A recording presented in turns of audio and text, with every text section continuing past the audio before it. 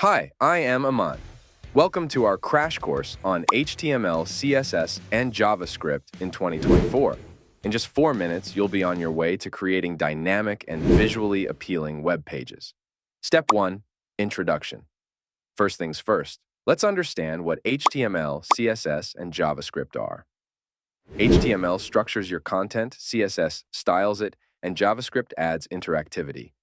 Imagine them as the building blocks of the web. Step 2. Setting up your environment.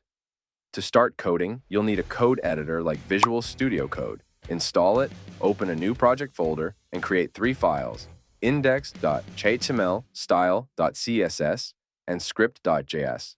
Step 3. HTML, structuring your page. Open index.html and start by adding the basic structure. Use tags like ew and, insert a title, maybe my first web page, and add some content using tags like and. Step 4. CSS, styling your page. Move to Style, CSS, to make your page visually appealing. Select elements with selectors like body and apply styles such as color, font size, and margin. Experiment with different properties to see their impact. Step 5. JavaScript, adding interactivity. Narrator. Now, let's make your page dynamic with JavaScript.